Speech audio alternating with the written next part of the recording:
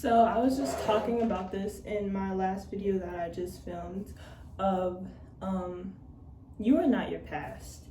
And I say this to the people who are actually genuinely wanting a change in their life and who feel like it's time for a change and who have had multiple scenarios that can convince you have convincing evidence that shows that I am a changed person. Those people are able to say that they are not their past. Now, people who say they are not their past but continue to do things and to act like and to be their past and live within those circumstances and live within those limitations of I am not, or I am, or who still believe that they are that. You are not that, okay? Let's just get that straight out of our heads. You need to be saying every day when you wake up, I am not my past. I am not who I used to be. And you need to make I don't know if it's a schedule, I don't know if it is a plan. You need to make a better life for yourself. And that doesn't happen. Sometimes that doesn't even happen in 5 years. Sometimes that happens in 10. Sometimes that happens in a year. Sometimes that happens in 8. But you need to figure out what you want to do with your life that you can change the past of yourself. Because when I say a lot of times that I am not my past, there are still parts of my past that I resonate with, that I am like, dang, like, why did I do that? Why didn't I do that? Why was that time period so hard for me? Why did I let myself do certain things, say certain things, be certain things? Like, why was I so scared? Why was I so bad? Why was I so, and it's super hard. But the second, I'm a firm believer in Christ, the second that you give everything that you have been thinking about and all of this, the second that you give it to God and allow yourself to not worry and allow yourself to be content, then and only then you can finally say, I am not my past. I am who I am today.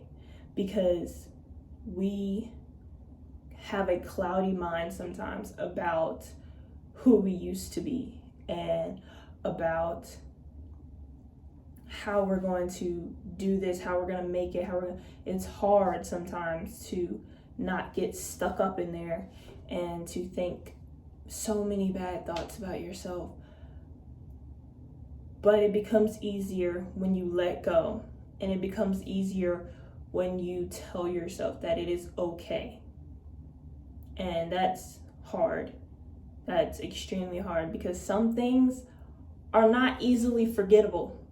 Some things that we have done in our life are not easily forgettable, and you just can't knock it out. But once you start making a new plan of how to become better and how to better yourself and better the people around you, and stick to the dang plan, stick to the plan. I know it becomes hard and sometimes we need rest, but stick to the plan. Stick to what you say that you're going to do. And slowly and surely, people around you will be like, oh, she's being different. She's like a completely different person than the person I used to know. Like, what happened? Or somebody seen, like, it's just like when somebody loses a whole bunch of weight and people look at her like, oh dang, she look good. Like, that can happen, not just physically, but mentally too. Like, people can look at you and be like, oh dang, like, I can just tell her aura, this, that, the way she's talking to me, like, she's a completely different person than what she used to be. And what has helped me a lot is calling on God and asking God to forgive what I am ashamed of, or calling on him and telling him like, hey, I messed up And I know I messed up. One of the greatest things that can happen in your life, I'm sorry for my lipstick, y'all, but one of the greatest things that can happen in your life is when you know that you messed up and you're able to identify it and work past it. Because you can be doing everyday things and not know that you're doing something wrong. Or you can be doing everyday things, or, you know, you could just be doing things and not know that that is not what you're meant to be doing, you know? So it's good that you have identified within yourself that I don't like doing these things and I don't want to do these things within myself anymore. So once you have identified that, then you have a starting point. Then you have something to start out with and something to grow from. And I just feel like that is just like so important, because I meet people and I see people who every day are just so ignorant, and who sometimes they don't even know that they're ignorant, and they don't know that what they're doing is wrong. And it takes sometimes an outside force or a third party to like really tell you, hey, like, you need to get your ish together. Like, I've had that so many times. I've had that done so many times, where even like my mom, like, I would feel so bad about myself. And you know when you're going through something. You will know when you are not performing to your greatest ability, because you will feel weird. You will feel stuck. You will feel iffy. And you'll be like, why am I feeling this way? And it's really because it's because you're doing something that you know you shouldn't be doing. And I've had that in my life.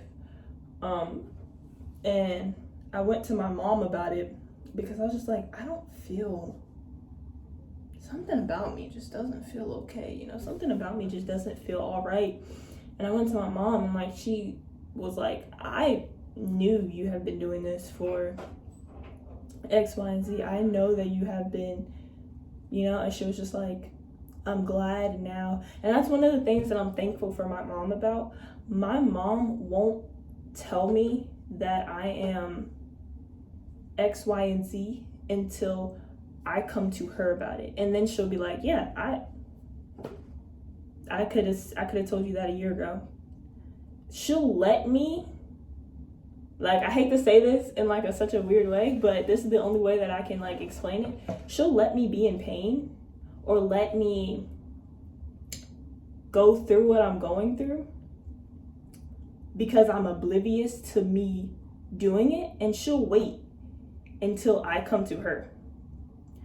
And she does that, well, I think she does that for the sole purpose of me identifying it within myself. And I think that's such an important lesson to kids, because if she would have told me, hey, you're being bad, like, you know, if she would have told me this is wrong, I don't think at that time I would have known that it was wrong. I don't think at that time I would have listened, because she's telling me. I'm just like, oh, dang. Oh, well, I'm still gonna do it, you know? But it takes something within you to be like, I don't like this feeling. Because once you have something, like, if you touch a hot stove and the stove is hot, you're like, I'm not gonna touch that again. You have to have that within yourself. Oh, something's hot. Something doesn't feel right about me. I don't like this. Go to her, figure it out. That's why. Oh, but if you're not feeling any pain for the moment, or if you're not feeling anything like weird about it, and somebody tells you, you're just gonna be like, well, I don't feel nothing weird, so why would I stop? You know, why would I stop doing what I'm doing? There has to be something that is triggering it, and there has to be something that makes you not want to do it again. And sometimes that takes a realization. Sometimes that takes another part of you soars. Sometimes that takes a lot of pain to not want to be stuck again. It takes a lot of pain to not want to be stuck again. And it just, that just is what it is sometimes. But these videos are getting so much longer because I have so much to talk about. But I really hope y'all enjoyed this video, and I will see y'all in the next one.